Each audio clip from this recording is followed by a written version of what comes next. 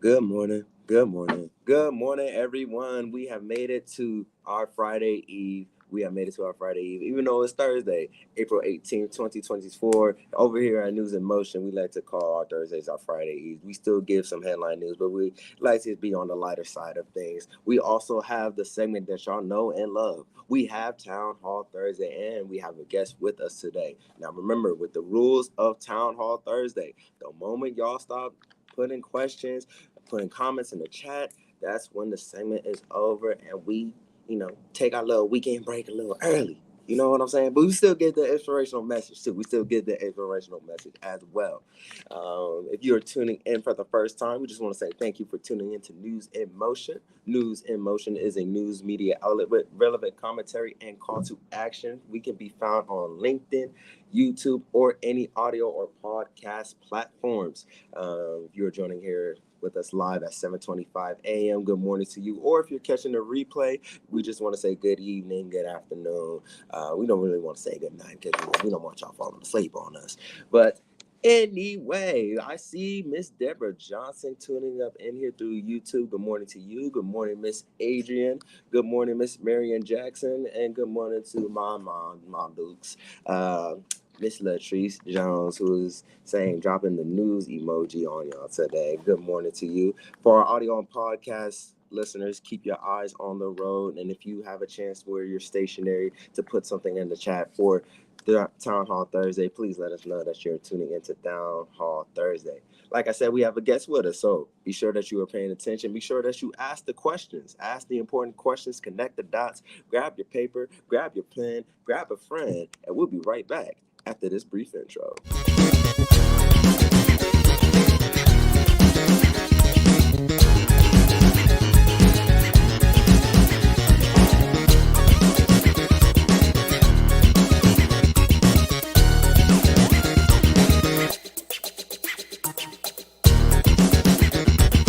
News in Motion.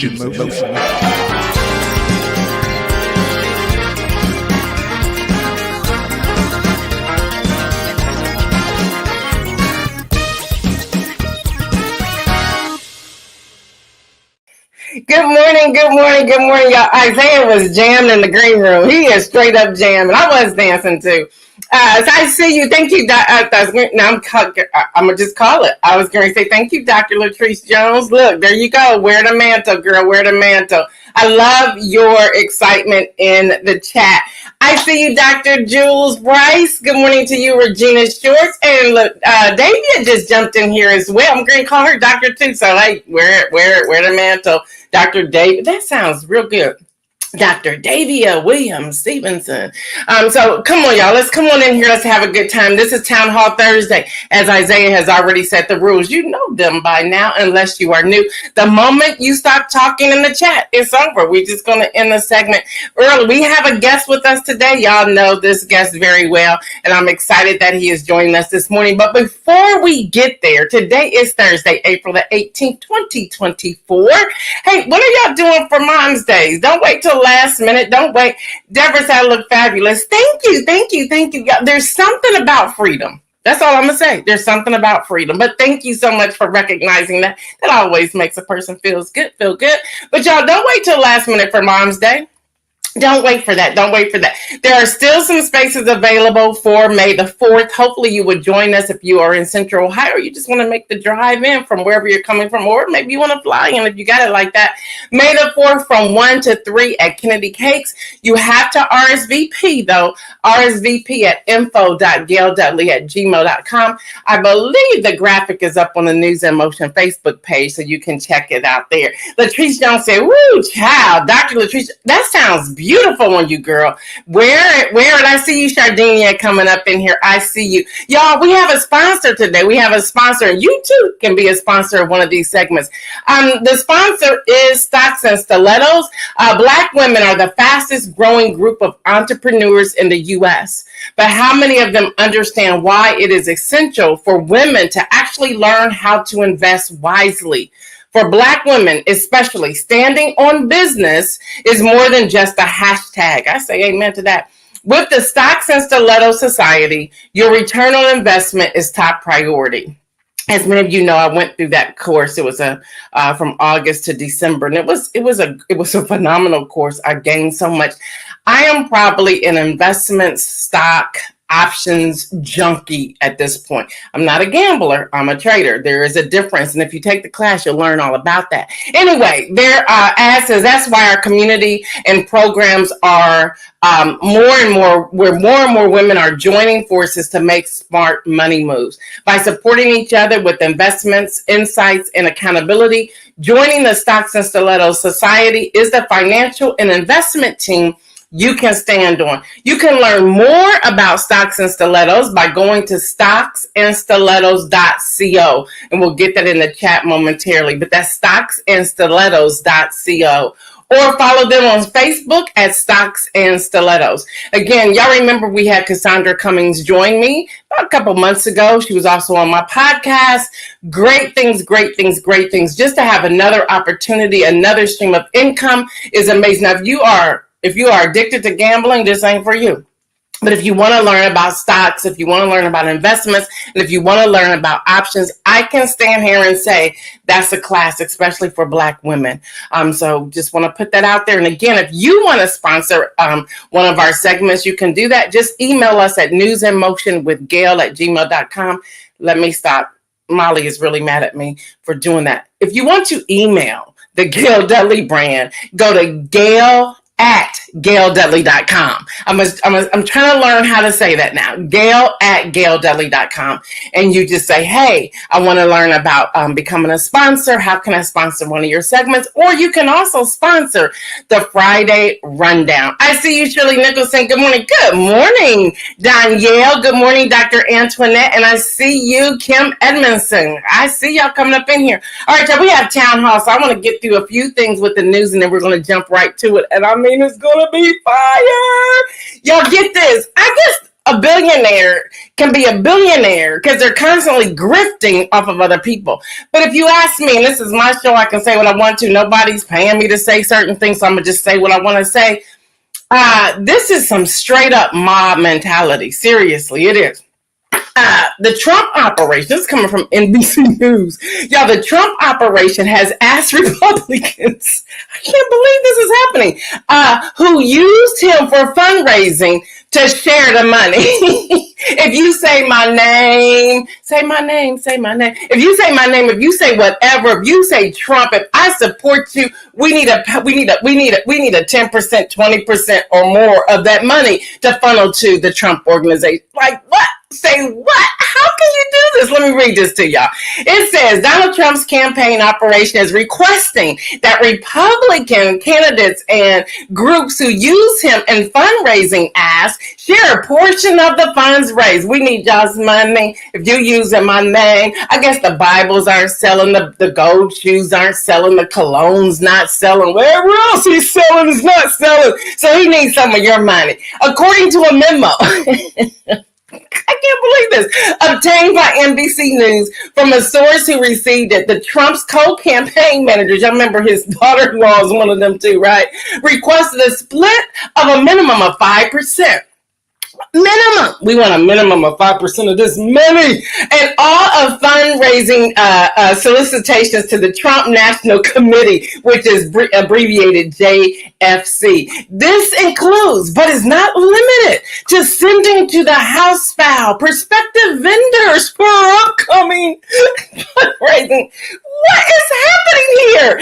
And advertising. The memo also added any split that is higher than 5% will be seen favorably by the RNC and President Trump's campaign and is routinely reported to the highest levels of leadership within both organizations. Boom, say what? This is what they're doing. If this isn't a joke, I don't know what is. What's up, Lori? Kim says straight up mob move, straight up. Dr. Antoinette says, does he pay people for using their music? Ha! Great question. Latrice says, Trump wants his NIL money. Y'all, this is hilarious. Deborah says, boy, bye. Dr. Antoinette said, nobody wants those con airs. The scent of convict or the unholy book. Boom! That's how you put it together, y'all. All right, y'all. So I can't believe I just read all that to y'all. I read and I was like, this is a joke, right? And I had to go fact check it, and it is straight up facts. This is really happening. We need some of your loot. We need some of that haul over there. If you use my name, I'm going to need you to pay for it. Like, seriously. This is amazing. All right, y'all. Mayorkas, impeachment. The House Republicans sent 2 articles, as you know, of impeachment against the Homeland Security Secretary on Tuesday. Now, they knew good and well. They did this parade. They marched it over. All the media was watching, and they went and delivered them. Yeah, it's a ceremonial parade. We did, the Democrats did it too. Nancy Pelosi, when they went to go impeach Buttercup. All right, so the Senate then Chuck Schumer was like, we ain't going to take this up. So they just kind of like bulldozed yesterday. And they were like, we going to dismiss these charges. Ted Cruz has something to say. Somebody else has something to say. There was a vote. The vote won down the middle of the line, 51-49. That's why you have a majority. Hello, somebody. But then we got Senator McConnell. Boy, sit down. This was Senator, and I got the full quote. Like the full quote, the full transcript quote. And we'll talk about that in a moment. He says, Madam President, we've set a very unfortunate precedent here. This means that the Senate can ignore, in effect, the House impeachment. It doesn't make any difference whether our friends on the other side of the aisle thought he should have been impeached. He was. And by doing what we just did, we have, in effect, ignored the directions of the House, which were to have a trial. Now, he has a deeper voice in mind, but okay. No evidence, no procedure. This is the day. It is not a proud day in the history of the Senate. Boy, if you don't take a few seats, seriously. Didn't you, reject the hearing? Y'all know what I'm talking about, right? Buttercup. Didn't you, ignore, impeached twice? Didn't we do this already? What do you mean? No, you set the precedent. And Chuck Schumer just following suit. I want to hear from y'all before I bring on our guests. I want to hear from y'all. But here's some of the comments that was in, because y'all know, Twitter, X, whatever you want to call it, they still be going buck wild in there. Somebody said, this is Pam Rookie, said, maybe you should have thought about precedent and procedure when denying Obama his constitutional right to choose his Supreme Court of the United States replacement. Instead, your response was, and I quote, elections have consequences. You, sir, made a mockery of our constitutional democracy, have several seats. Yes, Pam Rookie, yes. Oreo Burrito, these are names on Twitter. Oreo Burrito said, wait, so Trumpy was impeached by the House twice and the GOP-controlled Senate acquitted him. That was okay. Then we had Notorious B.O.B. who said, you mean like the GOP-led Senate that did with Trump's 2 impeachments? And then we have, I don't even know, I think it's Guy Monticello. It says, Mitch has no right to chastise anyone setting dangerous precedents. He has said more than anyone else in the history of the Senate of the United States of America. Then we have Reckless Photo says, now he's concerned with dangerous precedent. Hello, somebody. Everybody, let's say it together. Mitch, take some seats. All right, y'all. Yesterday I shared on the X post by Senator Tom Cotton, who said, I encourage people who get stuck behind the pro-Hamas mobs blocking traffic, take matters into their own hands to get them out of the way. It's time to put an end to this nonsense. That was him. Well, yesterday I learned, hello, somebody. Y'all, Carrie Lake is gone all the way full throttle here. She says this is a Republican Senate candidate. Carrie Lake said on a rally on Sunday. Y'all, she said this is a quote. I listened to it. I wanted to make sure she really said the words out of her mouth. She said that her supporters should strap on a Glock. I'm like, what is happening? I don't know if Pastor Alex is on here or not, but talking about violence. And she says to prepare for the upcoming 6 months before the 2024 election, which she said will be intense and difficult, marking the candidate's latest controversial comments. So let me say what she said. She says, I just don't believe this. She says, we are going to put on the armor of God. She put God and Glock in the same sentence. She needs to take some seats. She said, we're going to put on the armor of God. Then maybe strap on a Glock on the side of us just in case. Those were her words. And then she said, it's going to get intense and it's going to be difficult.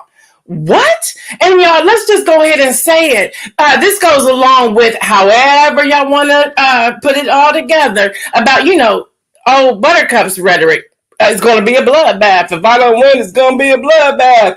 And yes, he's trying to say he was talking about the UAW and all that. But when you really listen to that speech, you don't know what he's talking about. He just says it's going to be a bloodbath. What's up, Judy Neal? Kim Edmondson says, hit the like button, please. Can y'all please hit the like button? What's up, Verdi? I see y'all rolling up in here. Y'all like, what this crazy girl talking about today? Yes, Kim Edmondson, that's what it has. So why vote? Why vote? Why vote? Let the town hall begin. Come on in here. Pastor Derrick Holmes, the newly elected pastor of the Union Grove Baptist Church in Columbus, Ohio. He is our political strategist. What's up? Hey, what's going on? Good morning. I am here for all of your energy this morning. You need to know that I am so beat for it. Look, I love it. I love it. Good to see you. Listen, good to see you. I was laughing. I was telling Kevin, I said, guess who I have on the show? He said, nobody but Derrick. I said, I know Derrick on the show. He said, where y'all worked, where we worked, we won't name the company. He said, they couldn't handle y'all. He said, they couldn't handle the two of y'all working together because y'all was shaking up some stuff. I said, yeah. When we would go to meetings, they were like, what are they about to say? That's true. Amen. That is the truth. It is so true. I'll never forget the Souls to the Polls, where we had pizza, we had people voting, we had people registering. We were shaking it up, and I'll never forget House Rep Joyce Beatty was like, I'm hanging out with them. So we were just hanging out. Even the mayor had to go, what's going on over there with those two? So anyway, it's so good to have you here today. It's so good. It's so good. It's so good. Pastor Alex said, what does that really mean? Look, we don't know what none of that means. I think they're here for a fight or something. Marian says, perverting the word of God to fit their narrative is extremely dangerous. I agree with that. So I want to jump in. Listen, Derrick, we've been talking about Black maternal health, pregnant women who are in danger half the time giving birth because of how they're being treated. We have student loans. We have a lot of people who are getting the loan forgiveness, but we have a lot of our Black brothers and sisters who are not. We have wars. We now have domestic wars. It seems like, come on, strap on a Glock? Like, really? And then Tom Cotton just take matters into your own hands?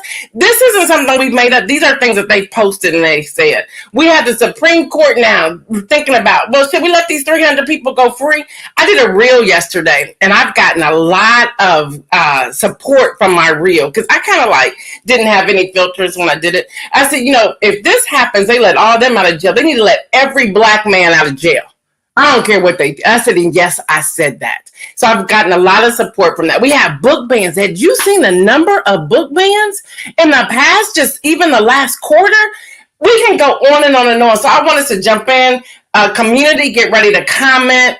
Make your comments, make your questions, whatever. But I'm going to throw it over to you, Pastor Holmes. And I want to ask this question. The importance of, I don't think we understand. I'm not just talking our community. I don't think we understand the importance of voting in this election. Actually, this election is more important than 2016 and 2020 because we have a whole new narrative that's happening. But we have a lot of people who are saying, I'm just either not going to vote, or they're like, I'm going to just write in myself, or I'm going to write in Donald Duck, or I'm going to write in just whatever they want to. And they're not taking this serious. Now, I believe that everyone should have, they have their right to vote, and they can vote however they want to. But in addition to that, I don't think people understand the seriousness about what is about to take place and the ramifications afterwards. And I'm going to go as far as to say the ramifications of either of the two that are up here currently, because we don't know. So I'm going to let you jump in, say what you want to say. Let's get people, whatever. I'm going to just turn it over. Go for it. Well, First, I love News in Motion, and thank you so much for having me. It is always a privilege. To everybody in the chat, it's just good to see folks. Peace to y'all. Good to see you, family. So let's jump right in. I think the backdrop for all of this, and maybe where we can take off in conversation, is in a certain truth. And germane to everything that you just said, we should just own that America as a whole is in trouble. Yeah. I don't, it doesn't matter what side of the aisle you sit on. It doesn't matter what your experience in this country has been. Listen, you need to know that this country is in trouble. Look, I get it. We're in a moment where people try to put the gospel with Glocks, right? I mean, listen, we should just be clear. All of this foolishness, whether it's Trump, who, by the way, needs money. Hashtag Trump is broke. Listen, we should be very clear. Don't let no one tell you otherwise. Listen, hashtag Trump is broke. All of this is around this man getting his money because he's got some legal stuff. And be clear, New York is not playing. Look, every time he try to get a continuance, every time he try to dismiss, they're like, no, you're coming to court. And listen, I know all of you are highfalutin folk. Listen, I know a thing or two about the system. I know the thing or two about what it is when you're about to go to jail and how you got to make sure that your money is right because you know you're about to get sent up. Listen, all of this sounds exactly like people I know who know that they might really catch a bid, so they trying to get all their money together. Hashtag Trump is broke. But I digress. Listen, America is in danger. And I mean this very seriously. We are living under the largest empire since the one that killed Jesus. I believe that. And that empire folded in on itself. It wasn't another empire that took it over. It was civil unrest that resulted in that empire crumbling. And if you look historically and compare that empire to where this empire is, we are very much in the same place. And so one of the ways, if we are going to, and I mean I'm talking about the community that I care the most about, we don't have the luxury of not voting. And there are a couple reasons why. By the way, I love the vote cup. Look, mine is the look. You're not, listen, you're not. We didn't coordinate this either. Look, we're not doing that. Just sit around and wait for stuff to happen. Listen, you said it just a moment ago. One of the reasons why we need to vote is because elections have outcomes.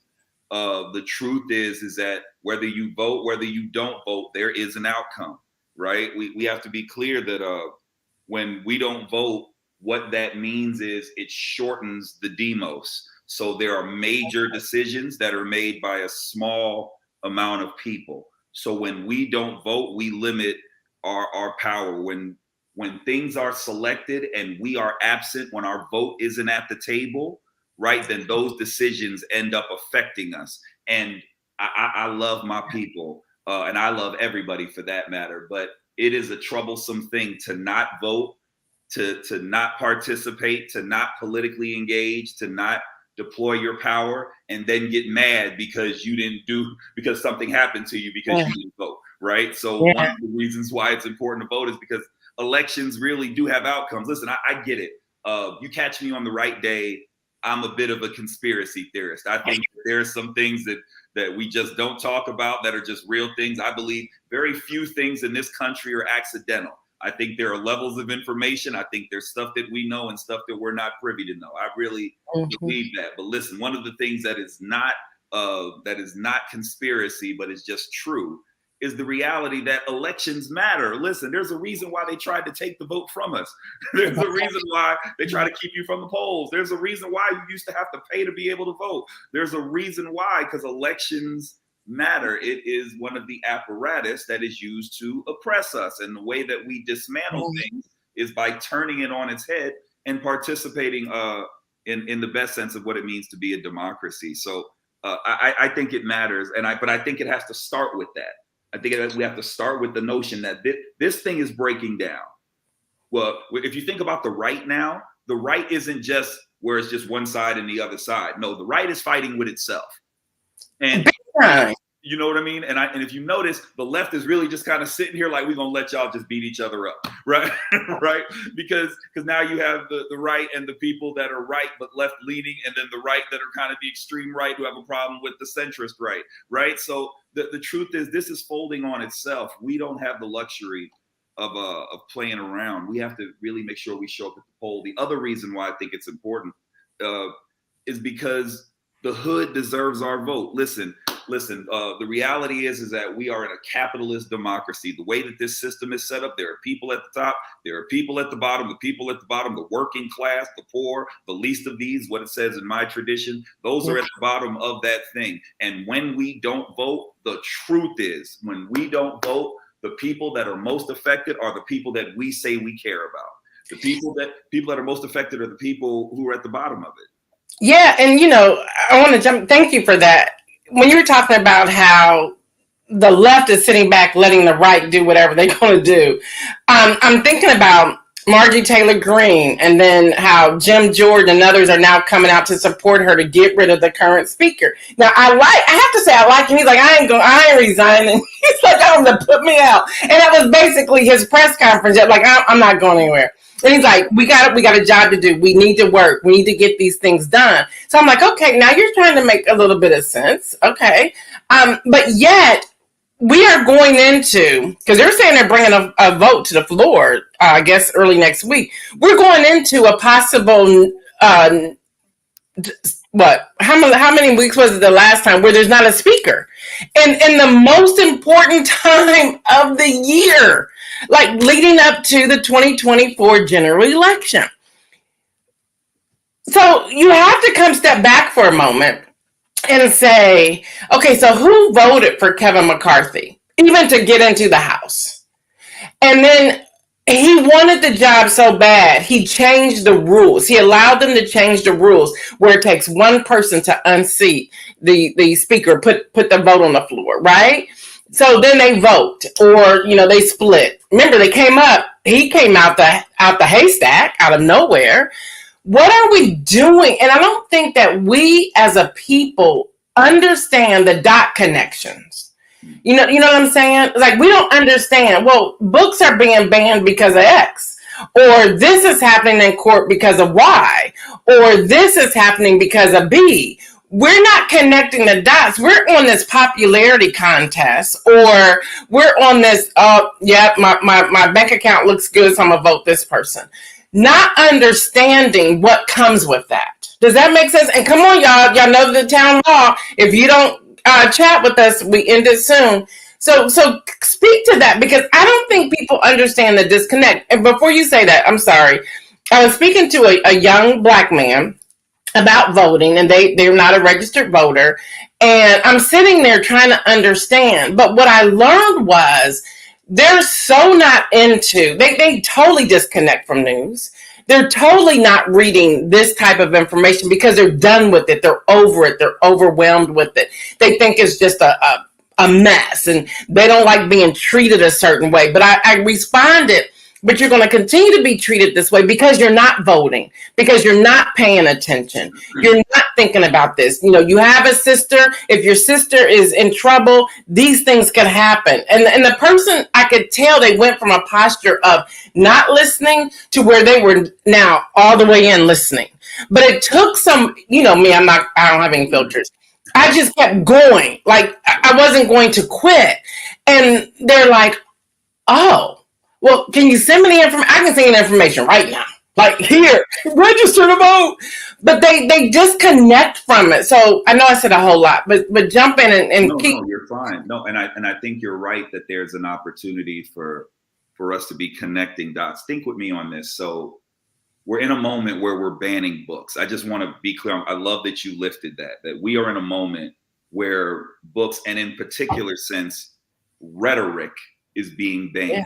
Now, what's also happening in that moment is not only are books being banned, but there is rhetoric that's being adopted as normal. Think with me on this.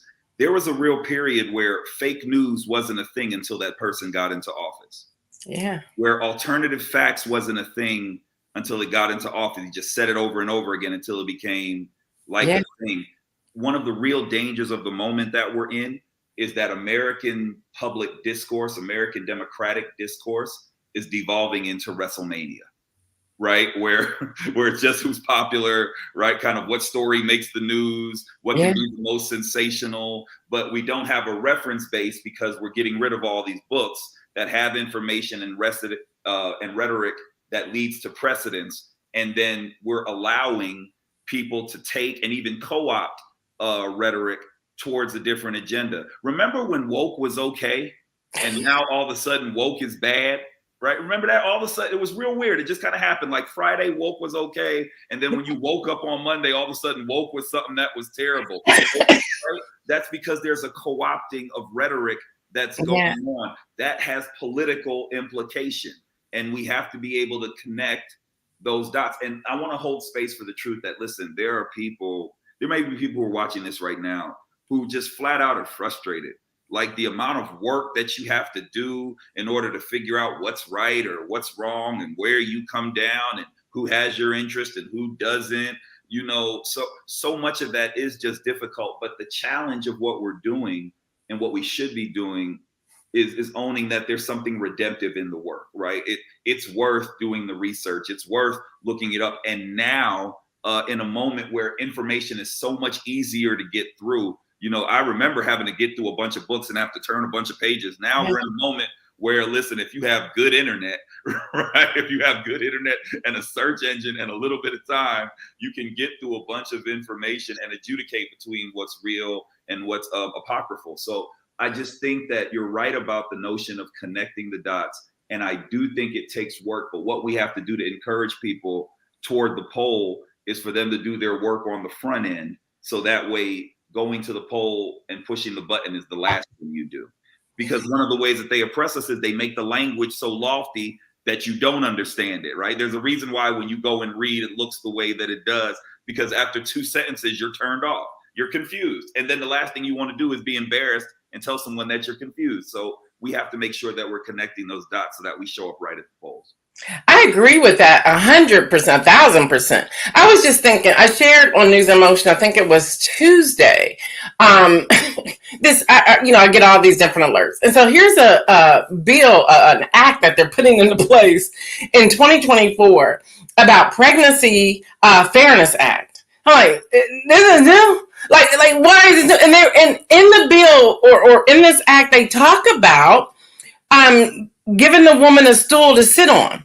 I'm like, this is 2024. You mean to tell me we haven't been doing this? Like, why is this being passed? And then it doesn't go into effect until 60 days from tomorrow.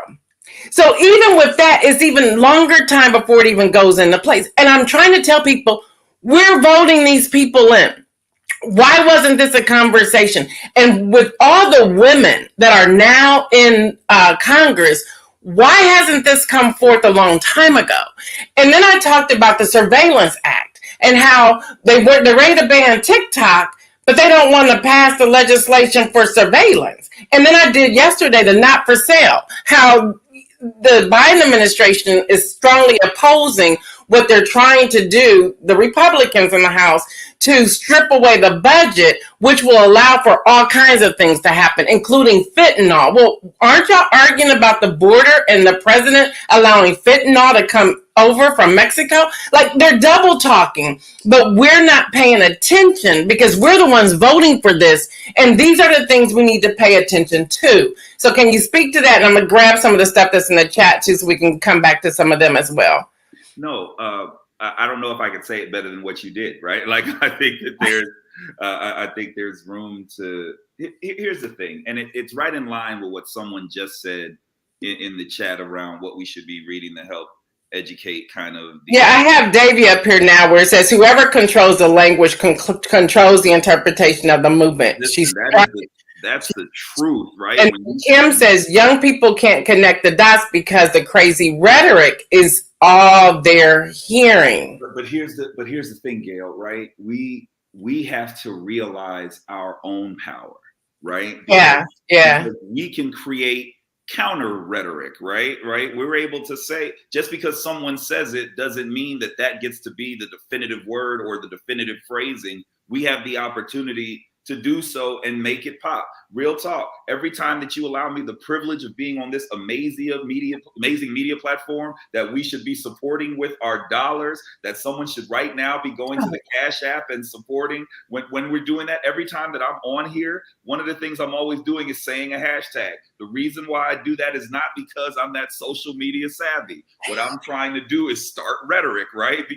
And I want it to pop. Listen, when I say that man is broke, I want it to spread like wildfire, because one of the ways that we navigate our movement is controlling rhetoric, right? We get to dictate the language that happens. And when we allow other people to do it, what that's a signifier of is us not realizing our own power. Now, listen, I'm not saying that to castigate our people, right? I think there's a healthy way to give a compassionate critique, right? It's not to say that, oh, well, Black people need to be doing blah, blah, blah. Like, I'm not really beat for that, right? We get enough of that out in the world. What I am saying is that there's an opportunity for us to be more thoughtful around the way in which we deploy rhetoric, the way in which we use language, the way in which we think about the language that we hear over and over again. So when our young people hear the negative thing over and over, when our young people hear that the vote doesn't matter, when our young people hear that, this is all you have, just think about what happened when that ridiculous guy won the office, right? Or stole the office in many ways. But just think about when he was like, vote for, literally this was on his campaign, vote for me because, what other choice do you have? Ain't nothing going to get any better, right? That's rhetoric. And what we can offer is a different rhetoric, a rhetoric that says that when we vote, we win, right? A rhetoric that says when we understand policy and inform policy, we get what we want, right? When we have that type of thinking, and not the type that is a holdover from our oppression that says that things just happen to us and we just figure out how to be okay, that's oppression. When we make up our minds and say, no, I'm determining the standard that I'm and my people are going to live at. And if you don't work for me, then you won't work for me. When we change our posture in that way, that's something that young people get behind. I really believe, in fact, in my experience as a pastor and talking to young folk, one of the things that I regularly see when we connect it to the historical context, they're not as interested in that. It's not that they don't care. They're just so far removed from it that it's not as relevant. When you say that this vote affects your cousin that might get locked up, or your friend that might have made a mistake, or this might keep one of your friends alive so that way they can be on your timeline a little longer, or hey, this helps you get jobs, or hey, this helps you with student loan debt, or hey, look, because it's Women's Maternity Health Week, right? Or hey, this makes sure that you have health care and get quality care so that way we can live generation after generation, especially for Black women. When you say that to young people, when you deploy that rhetoric, instantly they're with it. Hey, how do we do that? Hey, well, it starts by you going to the poll and look early if you need to, right? But it starts with you being involved this way, but it's the last thing you do because you're doing all these other things. So I just think there's an opportunity for us to rethink how we navigate our power. I really believe that. I agree with that. Deborah was saying, I have never seen this level of voter discontent. What should we be reading to help educate the undecided? That's a great question. There's a book that came out, and I mentioned this one yesterday. And Derrick, I don't know if you've seen this one or not. It just came out 2 days ago. We Are the Leaders We Have Been Looking For. Mm-hmm. That book, I grabbed it, started reading. I was like, wow, this is good. I think that's one to understand that we're the leaders, the people that we've been looking for. Other things that you can suggest for reading that Deborah's talking about. And as you're thinking of that, Pastor Alex said banning books is the equivalent of banning crack cocaine. Wow. If you want it bad enough, I need to probably grab my glasses. If you want it bad enough, you'll get it. Well, I agree with Alex to a degree. It also presupposes a level of addiction. Now, listen, I suffer from this addiction. So you're right. If you ban a book from me, look, I'm going to go get it. Barnes & Noble is my hiding spot, right? If there's a generation that is not as predisposed to literature, then maybe they don't have the addiction to go chase it. But I do agree, that, when you want it, you go after it. There's a book that's it's called, I just looked it up because I couldn't remember the whole title. It's called What You Need to Know About Voting and Why. It's by Kim Whaley. She's a law professor. I really enjoyed this book. The book that you were talking about, that's Eddie Glaud's new book, yeah? Eddie Glaude Jr. Yeah, that's Dr. Glaud's new book. And by the way, just he might see this. He is absolutely one of the foremost public intellectuals of my time. Yeah. Dr. Glaude is all right with me. In our tradition specifically, Dr. Cornel West has a book called Black Prophetic Fire. And the reason why I would offer that book in the context of what we're talking about around voting is because in our tradition, there has historically been this fire and this urgency around political engagement, right? We've always kind of been a left of center project. We've never been comfortable kind of with the system or just riding with what the system does and making it okay. We come out of a rich tradition that holds the apparatus accountable in the name of, better for our people. I think Black Prophetic Fire is a good book. Dr. Warnock's book, Make a Way Out of No Way, is really good too. Because again, I think we're just in a moment where we can have the political discourse, and I think we should, right? We should be talking about things that happen on Capitol Hill. We should be talking about the ways in which ridiculousness is rapidly becoming acceptable. We should be talking about how the State of the Union can happen, and then someone else can give their own State of the Union who's not the president, right? Like we should be talking about why that happens. And we should be talking about why people are okay with that. And we should definitely be talking about how much money people give to make sure that they get that amount of time to try to undo what the commander in chief says, and how come that's not illegal. We should absolutely be talking about all of that. And speaking of that, and y'all know this is we here now, so we'll let y'all go in a minute. But if you gotta go, we got it. And by the way, we're gonna have those books that he mentioned, as along with the other book I mentioned, and along with Inspire, the Call to Action by Gail Dudley, in this Friday's rundown. So make sure you are a subscriber to the Friday rundown. We'll put that information in there so you can have it. You can go to gaildudley.com to get that. But Pastor Holmes, what you're speaking of, I'm going to go back, and I know this is old school, but I'm going to go back to when we would have Sunday dinner together, not just with my mom and dad and siblings, but with my grandparents and with my aunties. I mean, everybody would come to the house. Dinner was cooked on Saturday. And I know times have changed. I know things are different. We would have family reunions where we would have these kind of conversations. We would talk about what used to happen and where we are today. And yes, how things are better, but you still cannot go to sleep because that's how things change. You have to make sure you are reading. You have to make sure you are in the know. You have to read beyond what you are immediately interested in.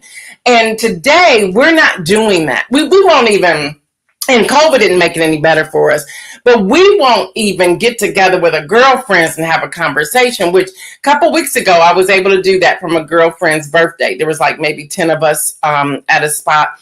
And we talked about elder care and investments and book writing and government and the World Health Association and so much more. And that was so beneficial. And every woman around that table said they learned something.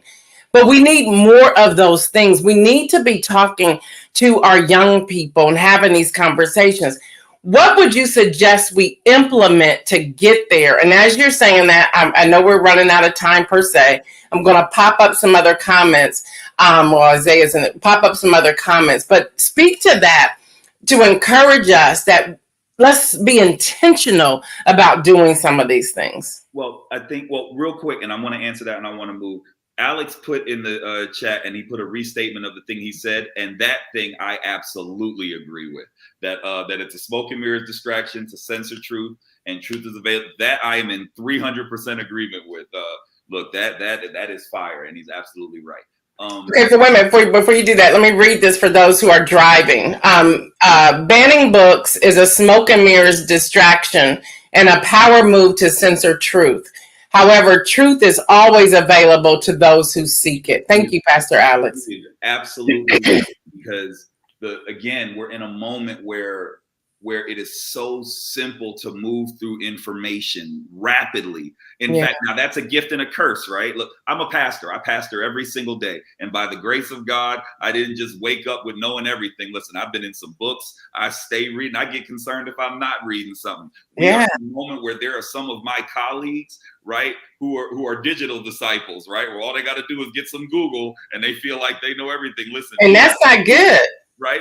And listen, don't, just as a side commercial, do not confuse your Google search with my theological degree. Anyway, but what I'm saying is that. No, did you stay right there for a moment? Because some people are in that Google search and AI is sending all types of disinformation and misinformation on purpose. So you may be reading your Google search and it could be incorrect information. So speak on that, brother. Speak on that. No, I'm with you. And so what has to happen is, when we have to be discerning, but that doesn't mean that we can't move through information. What we're really talking about is nuance. And it's one of the other things that has died out as a result of what's going on under the empire, right? It doesn't have to be either Coke or Pepsi or left or right or donkey or elephant or moderate or conservative, right? There can actually be nuance in that. And so what I really think inspires and encourages our young people to what Brother Alex was saying is that we have to stoke the desire for that, and we have to own that we can do more than one thing at one time, right? Right? We're gifted enough. We can actually do that. And the way in which that we navigate this moment is we can't rely on the things that weren't created for us.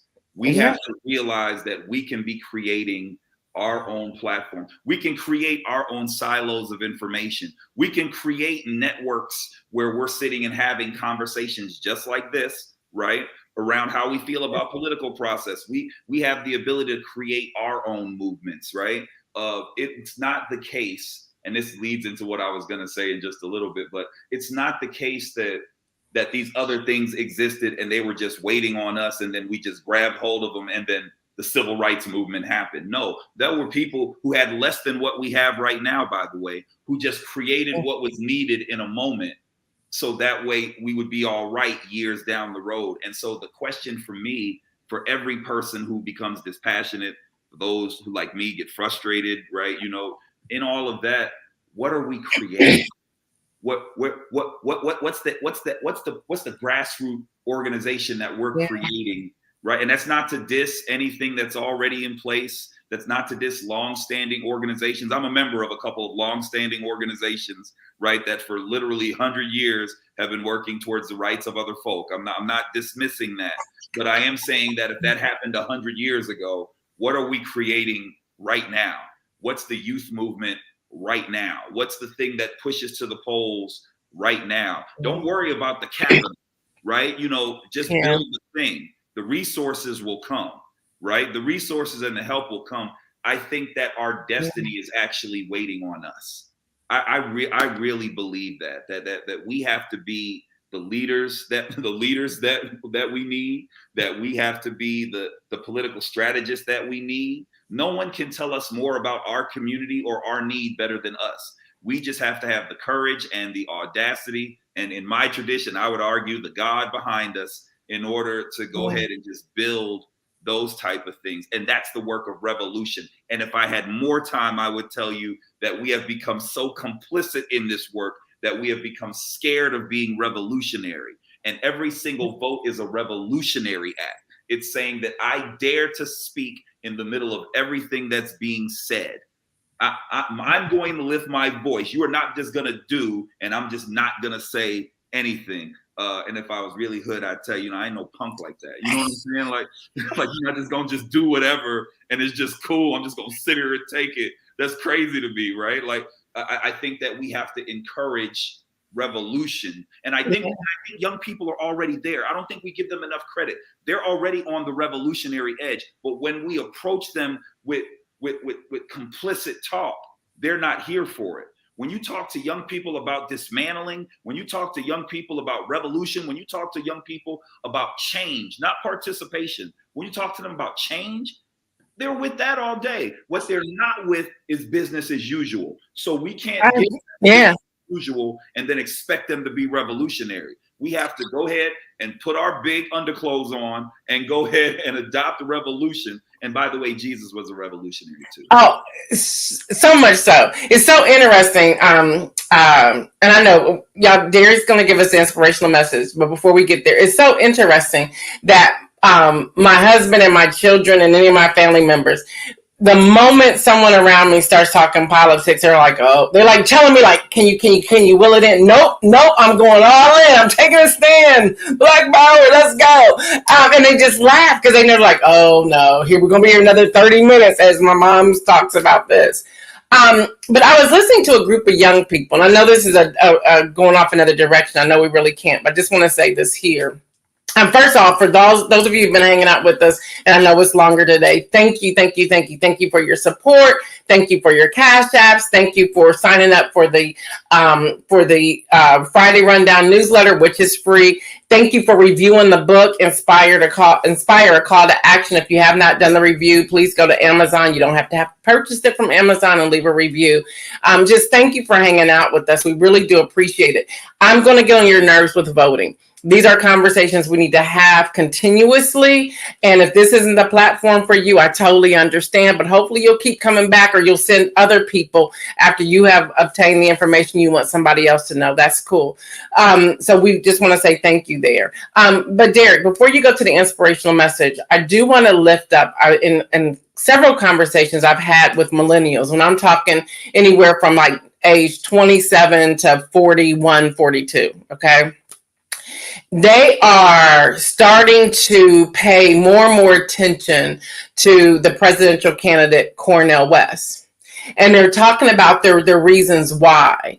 And even when, because I raised the question, like, okay, that's probably not going to happen. So what's your alternative? And they're like, we don't have an alternative. This is where we're going. This is what we're sticking with. And we don't care if it splits the votes. We don't care. They're not looking at anything else. And again, you should vote the way your heart desires to vote after you've done your research. I believe that 100%. But I'm listening to some of the things that they're saying. And it goes back to what you just said. They're like, well, let's change this. Why are we still operating in this old system? Why is it that these people can get off on charges? And a lot of them are talking about Donald J. Trump and saying, if we would have done that, even a fraction of this, we would be in the jail. We wouldn't be having a conversation or nothing. If Barack Obama would have done any of these things, if he would have been married more than once, if he, whatever, if he had a child out of wedlock, he would have never been in office. They would have shut him down. Someone brought up the point where his pastor out of Chicago, Jeremiah Wright, they said that was a big deal. Why? And why are we not looking at this other person in the like of Donald J. Trump, and we're not dealing with it? So they're turning to a Cornel West. I know people who are turning to a Robert Kennedy. It makes no sense to me, but they're looking, they're begging, they're thriving, they're hungry for something new. And I don't know. I have no idea what November is going to look like. I don't know. I don't know. And that's why here on News in Motion, I'm constantly saying, okay, let's talk about the Pregnancy Fairness Act. Let's talk about the Surveillance Act. Let's talk about TikTok. I'm pulling these things out purposely to say, this too is on the ballot. Black Maternal Health Week. This too is on the ballot. Student loans, internships at the White House, these things too, let's talk about it. All right, I said a whole lot. I'm gonna let you talk, and then I'm gonna let you take it away with the inspirational message. And before I go there, I just love you hanging out with me. Oh, I love you to listen. I was like, he's going to be the big pastor of Union Grove. He may not want to fool with me no more, but I'm glad to know you still hanging out. I'm riding with Gail Dudley till the wheels fall off and fall down the street. You are good. You are good money with me. No. So in fact, I'll say it and then I'll go to the message. Is that okay? Yeah. So we'll all line up. So what you outlined is a way of thinking through a two-party system, right? So it's either this or this. And I think there's an opportunity to expand the way that we think around the electorate, because one of the ways we think about processes is the way in which that we can manipulate them to our interest, right? Social engineer in a certain way. And let me say what I mean by that. I live in Ohio. Ohio is a swing state, right? So the truth is that while every vote should matter, we had that conversation before about the Electoral College, but Ohio, right, means a certain thing in terms of national politics, right? So here, while I may be more progressive in my inclination, strategically thinking big picture, I might not vote as far as a Green Party candidate. I may be voting for someone on the left as opposed to the right. If I live in Alabama, where no matter what happens, they're decidedly going to be red, right? No matter what, right? No matter what you do, no matter the level of organizing, there's just a certain base that is rooted and established there, and a certain way of thinking, a certain politic that plays out in that way, where no matter what, they're just going to be red.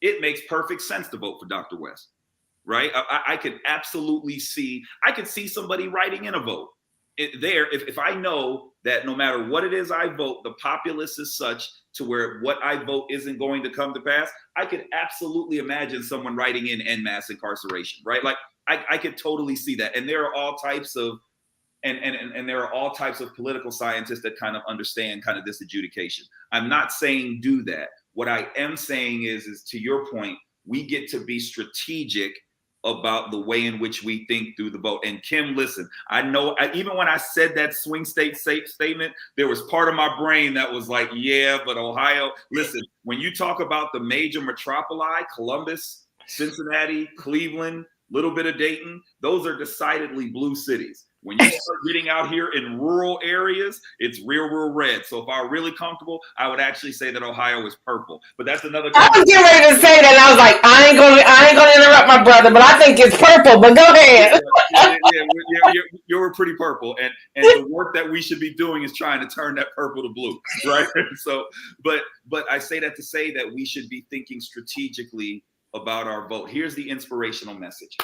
If you haven't been to Bible study anytime soon and you get bored, you should go to the middle of your Bible in the book of Proverbs and look at the 11th proverb and just the 14th verse. It has something there that is fascinating to me.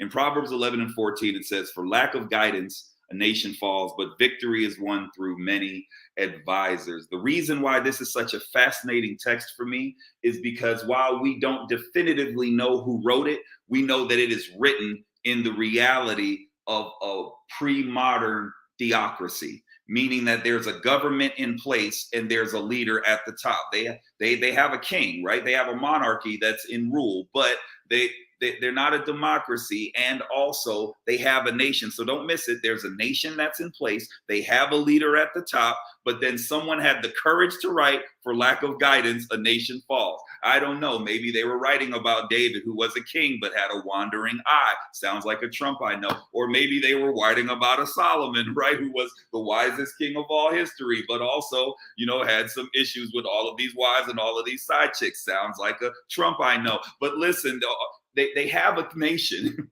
and they are in rule. They have someone at the top. They're not looking for leadership. They already have it. And somebody had the courage to write that even though there's a leader, for lack of guidance, a nation falls. Victory is won through advisors. And I love this notion because as we are in election season, as we are thinking through the reality of our nation, there are no shortage of people in position in this country.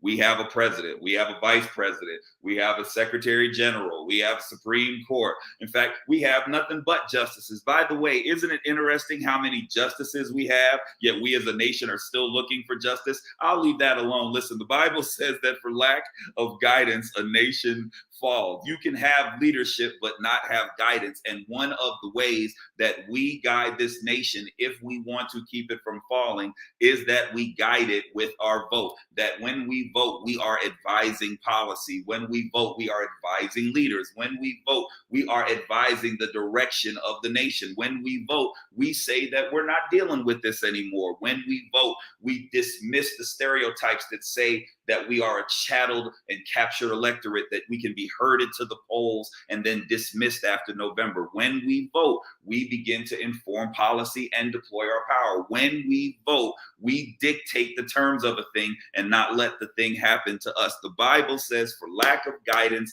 a nation falls. And part of the reason why our nation is falling is not because there aren't positions. It's not because we don't have money. It's not because people don't want it to fall. It's because there is a lack of guidance. And I know that you might be frustrated, and I know you might be irritated and aggravated and agitated and all the cousins of aided. But my brother, my sister, our nation doesn't need another position.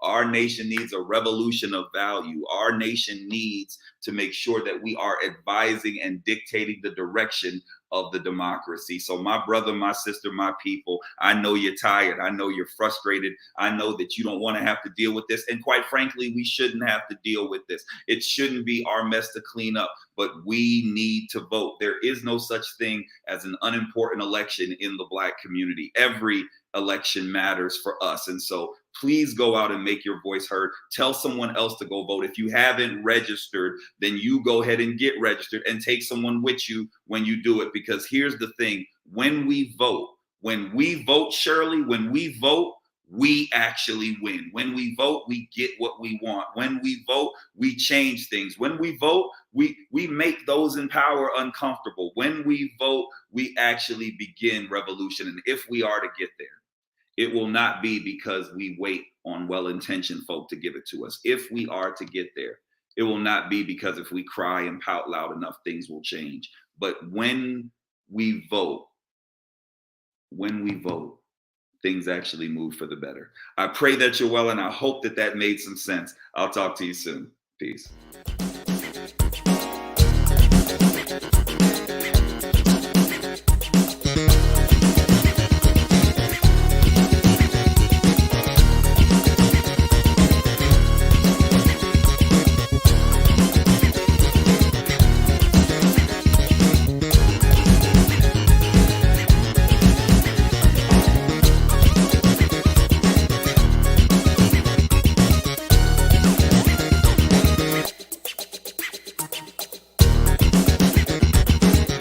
NewsInMotion.